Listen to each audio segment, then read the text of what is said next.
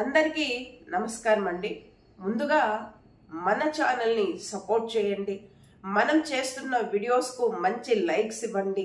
మీరిచ్చే లైక్స్ ద్వారానే మన యొక్క వీడియోస్ మరింత మందికి చేరువయ్యే అవకాశం ఉంది కాబట్టి దయచేసి లైక్స్ ఇవ్వడం మాత్రము మర్చిపోవద్దు అని ప్రతి ఒక్కరిని కూడా నేను సవినయంగా తెలియచేస్తున్నాను.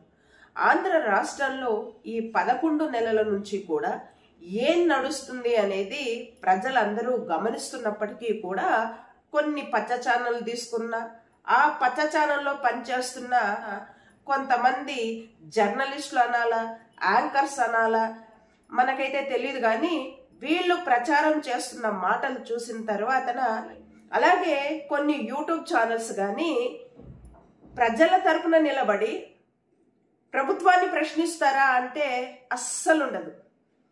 ఏ ఒక్క పచ్చ ఛానల్ కానీ ఏ ఒక్క పచ్చ యూట్యూబ్ ఛానల్ కానీ ప్రజల తరపున నిలబడి ప్రజల సమస్యల మీద మాట్లాడుతూ ప్రభుత్వాన్ని ప్రశ్నించడానికి ఈ ఛానల్స్ ఉన్నాయా అని అంటే అస్సలు కాదు. మనకు ఒక గొంతు అనేది గంభీరంగా ఉంటే చాలు.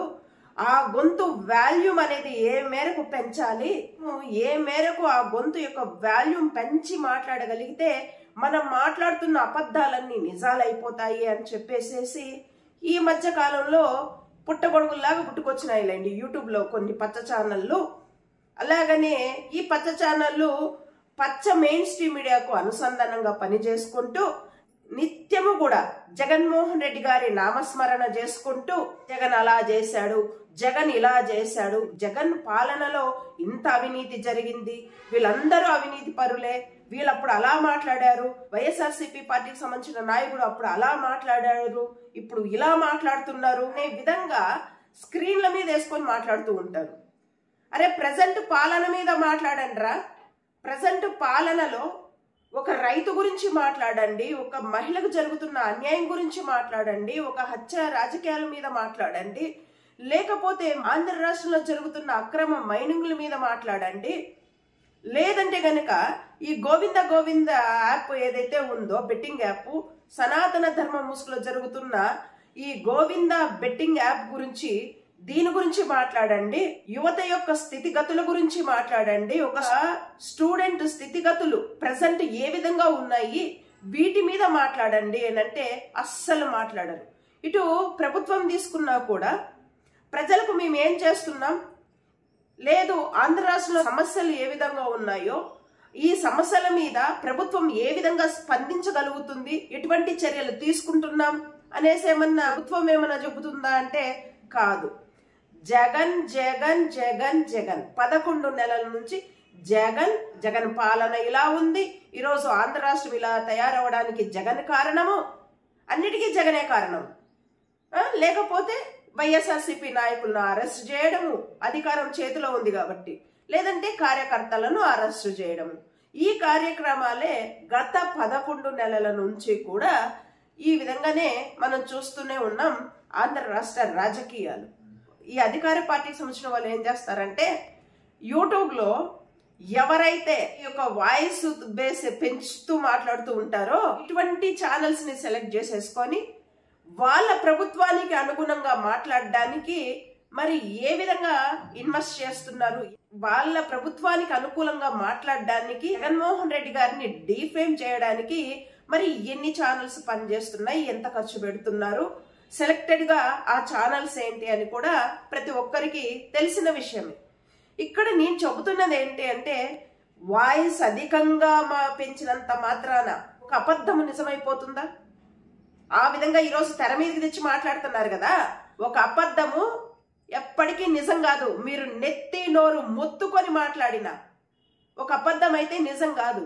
మీడియా అంటే ఎప్పుడు కూడా ప్రతిపక్షంగానే పనిచేయాల్సింది పోయి భజన చేసుకుంటుంది ఇప్పుడు అధికార పార్టీలకు అంటే ఇంక ఏమనాలో, మీ బతుకులు ఏ స్థాయికి దిగజారిపోయాయో ఒకసారి ఆలోచించుకోవాలి. ఏ మీడియాని అంటున్నా ప్రజల తరపున నిలబడకుండా, ప్రజల సమస్యల మీద స్పందించకుండా ఇక చట్టలు కొట్టుకుంటూ ఉంటుంది కదా, అటువంటి బ్రోకర్ మీడియా గురించి నేను మాట్లాడుతున్నా. నిన్న జరిగింది ఏంటి, అన్నా లెజ్నోవా గారు తన కుమారుడు మార్కు శంకర్ ఎవరైతే ఉన్నారో ప్రమాదం నుంచి అబ్బాయి బయటపడ్డాక ఒక తల్లిగా ఆమె ఏ దేవుడిని నమ్మినా ఆమె వ్యక్తిగతం.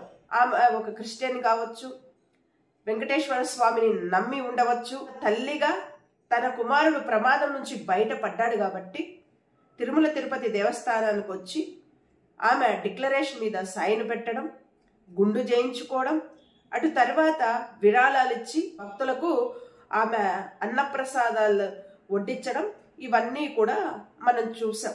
మార్కు శంకర్కి ఎప్పుడైతే ప్రమాదం జరిగిందే అని తెలిసిన మరుక్షణమే ప్రతి ఒక్కరూ కూడా పార్టీలకు అతీతంగా పోస్టులు వేశారు. అబ్బాయి కోలుకోవాలి. రాజకీయ పరంగా మనము ఎన్ని విమర్శలైనా చేయొచ్చు, కానీ ఒక పసిపిల్లాడు ప్రమాదం నుంచి కోలుకోవాలి అనేసి ప్రతి ఒక్కరూ కూడా పార్టీలకు అతీతంగా పోస్టులు వేశాం. నేను కూడా వేశాను, అబ్బాయి కోలుకోవాలి అనేసి. అలాగే జగన్మోహన్ రెడ్డి గారు కూడా వేశారు. అక్కడ దాకా బాగానే ఉంది. వచ్చారు తల్లిగా, ఆమె ఏదైనా ముక్కుబడి చేసుకొని ఉంటే వచ్చారు, తిరుమలకు వచ్చారు, డిక్లరేషన్ మీద సైన్ పెట్టారు, గుండె చేయించుకున్నారు, అలాగే విరాళాలు ఇచ్చారు, అలాగే అన్నప్రసాదాలు వడ్డించడం కూడా జరిగింది. అయితే ఈ యొక్క బ్రోకర్ మీద ఒకడు ఉంటాడు కదా, శివగాడు, TV5లో, వీడు మనోనేత్రం అని పెట్టుకొని వచ్చేస్తుంటాడు. ఒరే, మనోనేత్రం కాదురా నీది, మీకున్న మనోవ్యధాన్ని పెట్టుకురండి. మీరు బ్యాక్గ్రౌండ్లో వేసే టైటిల్స్ ఏవైతే ఉంటాయో ఎంత చండాలంగా, ఎంత నికృష్టంగా, ఎంత నీచంగా ఉంటాయో ఆ యొక్క టైటిల్స్. ఆ టైటిల్స్ చూసినాక మీరు మనుషుల, మీరా జర్నలిజం చేస్తుంది, మీరు మనుషులు ఎక్కర్రా, మీరు చేస్తుంది జర్నలిజం కాదురా, బ్రోకరిజం అని చెప్పేసి ప్రతి ఒక్కరికి అర్థం అవుతుంది. అన్నా లెజినవ్ గారికి, భారతి గారికి ఏంట్రా సంబంధం? శివ, అన్నా లెజినవ్ గారు తిరుపతికి వచ్చారంట, డిక్లరేషన్ మీద సైన్ పెట్టారంట, గుండు చేయించుకున్నారంట, వెంకన్న స్వామిని ఆమె నమ్మారంట అంటూనే మతానికి రాజకీయాలకు ముడిపెట్టుకుంటూ నీ ఇష్టానికి వాగుతావా? ఏం మాట్లాడుతున్నావురా? సోషల్ మీడియా సైకోలా? ఈ సోషల్ మీడియా సైకోలను పక్కన ఉంచితే మరి పచ్చ మీడియా సైకోలు ఎక్కువైపోతున్నారే. ఈ యూట్యూబ్ లో తీసుకున్నా, లేకపోతే మెయిన్ స్ట్రీమ్ మీడియా తీసుకున్నా కూడా పచ్చ మీడియాకి సంబంధించిన సైకోలు ఎక్కువైపోయి బ్యాక్గ్రౌండ్ టైటిల్స్ ఏం పెట్టుకొని మాట్లాడుతున్నామనే ఆలోచన కూడా లేకోకుండా ఈ సైకోయిజాన్ని మీ బ్యాక్గ్రౌండ్ టైటిల్ మీదనే ఇంకా వ్యక్తపరుస్తున్నారు కదరా. మరి ఇంకోరు మాట్లాడుతున్నారా మీరు సోషల్ మీడియా సైకోల గురించి? అన్నా లెజినోవా గారి గురించి కానీ, మార్కు శంకర్ గురించి కానీ వైఎస్ఆర్సీపీ అఫీషియల్ సోషల్ మీడియాలో ఎక్కడ కూడా ట్రోల్ చేసింది లేదు. ఆమె గుండు చేయించుకున్నప్పటికి కూడా ఎక్కడ కూడా ట్రోల్ చేసింది లేదు. అర్థమవుతుందా? భారతమ్మని ట్రోల్ చేస్తున్నది మీ యొక్క పచ్చ ఛానల్స్. జర్నలిజం ముసుగులో ఉన్న సైకోలు ఎవరన్నా ఉన్నారు అంటే అది మీరు. ఆ మాట అనేది మీకు వర్తిస్తుంది. అర్థమవుతుందా? లడ్డు ఇష్యూ వచ్చినప్పుడు జగన్మోహన్ రెడ్డి గారు తిరుమలకు వస్తానంటే, తిరుమలకు జగన్మోహన్ రెడ్డి గారు వచ్చేటట్టయితే డిక్లరేషన్ ఇవ్వాలి అని అంటే అప్పుడు ఆయన సినిమా డైలాగ్ వేసి ఊరుకుండిపోయారంట. డిక్లరేషన్ ఇవ్వడం ఇష్టం లేక అన్ని మతాలు ఒకటే అనేసి ఆయన సినిమా డైలాగులు కొట్టారంట. ఇటువంటి నీచులు ఏదైతే ప్రజెంట్ చేస్తున్నారో, ఈ ప్రజెంట్ చేసే విధానాన్ని చూస్తే కేకరించి మొగను ఉమ్మతారా దరిద్రులారా. మీరెక్కడ జర్నలిస్టులు? అసలు మీదెక్కడ జర్నలిజం రా అసలు? జగన్మోహన్ రెడ్డి గారు బార్న్ క్రిస్టియన్ కాదు, ఆయన పుట్టుకతో క్రిస్టియన్ కాదు. ఆయన హిందువుగా పుట్టాడు. క్రిస్టియన్స్ మతాన్ని ఆయన ఇష్టపడి దాన్ని ఫాలో అవుతున్నారు. ఇందుకు వాళ్ళ డిక్లరేషన్ జగన్మోహన్ రెడ్డి గారు. జగన్మోహన్ రెడ్డి గారి తండ్రి అయిన రాజశేఖర రెడ్డి గారు కూడా ముఖ్యమంత్రిగా పనిచేశారు. అక్కడి నుంచి కూడా వాళ్ళు ఏ రోజు డిక్లరేషన్ ఇచ్చింది లేదు. ఎన్నోసార్లు జగన్మోహన్ రెడ్డి గారు కావచ్చు, అలాగే రాజశేఖర రెడ్డి గారు కావచ్చు, తిరుమల తిరుపతి దేవస్థానంలో బ్రహ్మోత్సవాలప్పుడు వాళ్ళు తిరుమలకు రావడం, స్వామివారికి పట్టు వస్త్రాలు సమర్పించడము జరిగింది. ఇక్కడ కొంతమంది అంటారేమో ముఖ్యమంత్రిగా ఉన్నప్పుడు అవసరం లేదు, మరి ఇప్పుడు అవసరము అనంటే మరి ఈ వాదన ఎటువంటి వాదనో మనకు అర్థం కాదు. ఇది ఒక సైకో వాదన అని నేనంట. ఇకపోతే భారతమ్మ అంట శ్రీశైలం రాలేదంట, విజయవాడ రాలేదంట, ఒంటిమిట్ట రాముల వారి గుడికి రాలేదంట, వచ్చేసేసి తిరుమలకు రాలేదంట. అవి వాళ్ళ వ్యక్తిగత విషయాలు.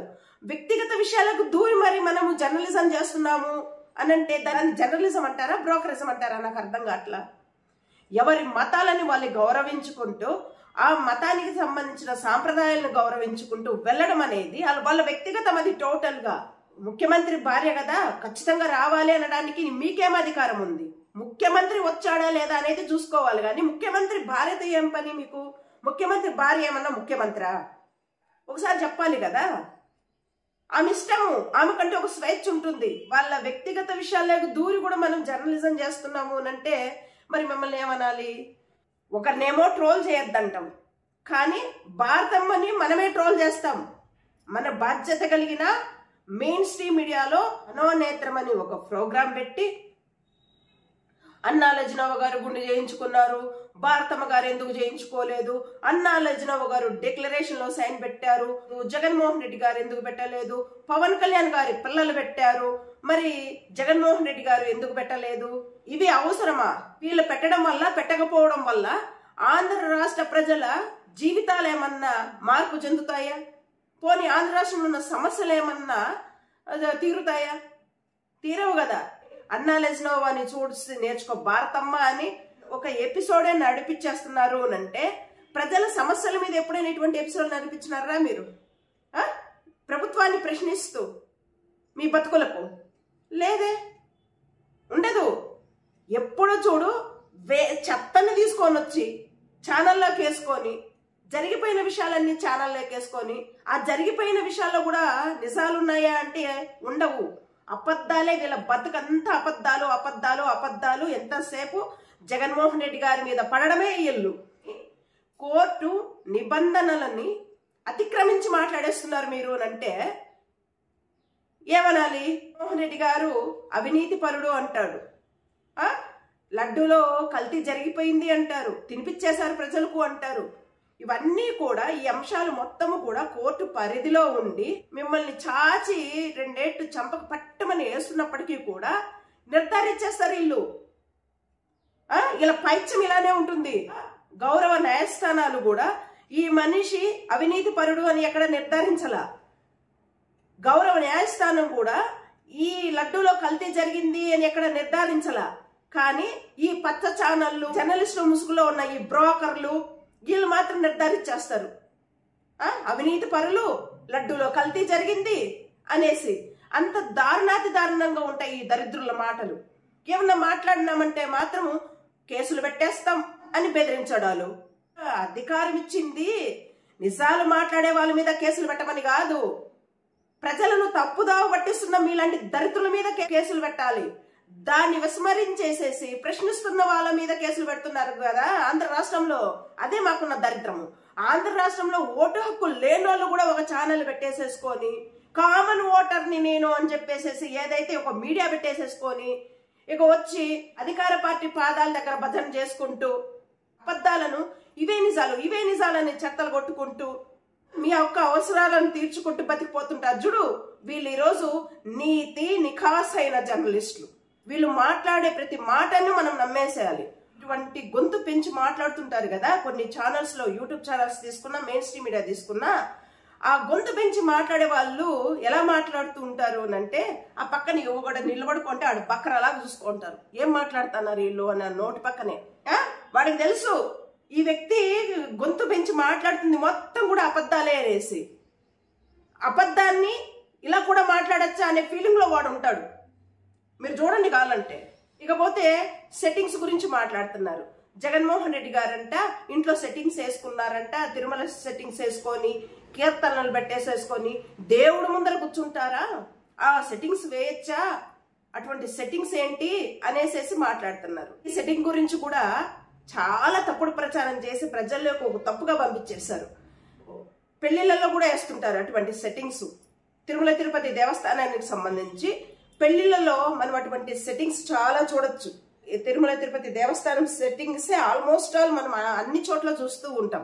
వినాయక స్వామి ఉత్సవాలు మనం చూస్తూ ఉంటాం. వినాయక చవితి వచ్చినప్పుడు 9 రోజులు కూడా ఎటువంటి సెట్టింగ్స్ వేసుకుంటూ ఉంటారు. అక్కడ దేవుణ్ణి పెట్టేసేసి ఆ వీధి చివరనో ఒక పర్టికులర్ ప్లేస్ సెలెక్ట్ చేసుకోనో పెద్ద పెద్ద సెట్టింగ్స్ వేస్తూ ఉంటాం.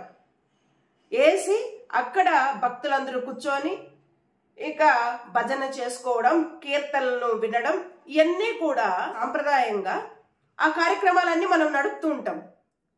అలాగా జగన్మోహన్ రెడ్డి గారు ఉగాది ఫెస్టివల్ ని దృష్టిలో పెట్టుకొని ఒక సెట్టింగ్ వేసుకోవడము, లేకపోతే సంక్రాంతిని దృష్టిలో పెట్టుకొని ఒక సెట్టింగ్ వేసుకోవడము తప్పెలా అవుతుంది? జగన్మోహన్ రెడ్డి గారు తన ఇంట్లో వేసుకున్న సెట్టింగ్స్ తప్పెలా అవుతుంది? ఆయన నమ్మకం అది, ఆయన భక్తి అది, వేసుకుంటారు. దాన్ని అనడానికి మనం ఎవరమి? ఒక నమ్మకంతోనో ఒక భక్తితోనో వేసుకోవడంలో తప్పేలా అవుతుంది? అంటే వీధి చివరన వేయచ్చు, మనము ఇంట్లో వేసుకోకూడదు. పెద్ద అఫీషియల్ సీన్లలో అంతా కొన్ని ఫంక్షన్స్ అన్ని కూడా దేవ కార్యక్రమాలు కావచ్చు, లేకపోతే పెళ్లిళ్ళు కావచ్చు, వాళ్ళకున్నంత వరకు అంటే ఆ ప్లేస్ లో సెట్టింగ్స్ వేసుకోవడము మనం చూస్తూ ఉంటాం. అయ్యప్ప స్వామి సెట్టింగ్స్ కూడా వేస్తూ ఉంటారు గుళ్ళల్లోనో, లేకపోతే గనక ఒక ఇంట్లోనో ఖచ్చితంగా అయ్యప్ప స్వామి 18 మెట్లు వేసుకుంటూ, అంత మాత్రాన అదొక తప్పుగా భావించేసి అదొక తప్పుగా చిత్రీకరించేసి ప్రపంచానికి చూపించడం అనేది ఎంత పైశాచికత్వము, ఎంత సైకోయిజము ఒకసారి ఆలోచించండి. జగన్మోహన్ రెడ్డి గారు వేసుకున్న సెట్టింగ్స్ వల్ల మీకు వచ్చిన ప్రాబ్లం ఏంది?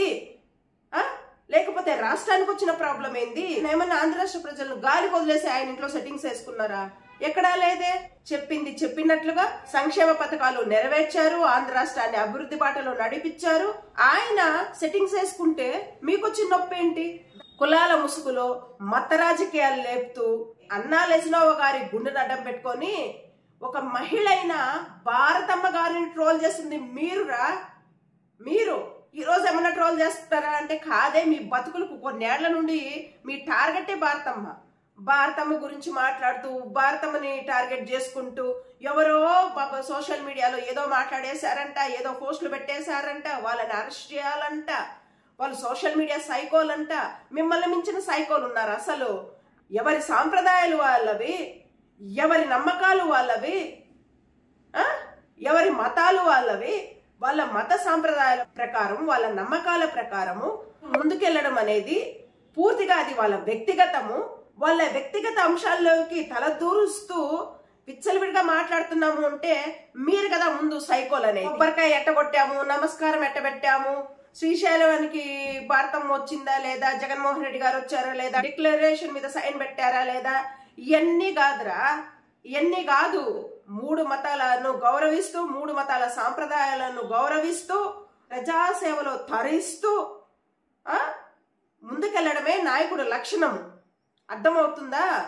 ఇక్కడ టోటల్ గా నేను చెప్తున్నది ఒకటే, మానవ సేవే మాధవ సేవ అన్నారు. అంటే ప్రజలకు సేవ చేస్తే చాలు, దేవుడికి చేసినట్టే అది మనము ఇంట్లోనే ఉండి ప్రజలకు సహాయం చేస్తున్నామా, లేకపోతే వీధిలో ఉండి ప్రజల సమస్యలు తీరుస్తున్నామా, లేకపోతే గనక ఊర్లోకి మరి వెళ్ళి గ్రామానికి తిరిగి ప్రజలకు సహాయం చేస్తున్నామా, పేద ప్రజలను ఆదుకుంటున్నామా, వాళ్ళకు అండగా నిలబడుతున్నామా, ఇటువంటి వాటి మీద మనం చర్చ ఉండాలి.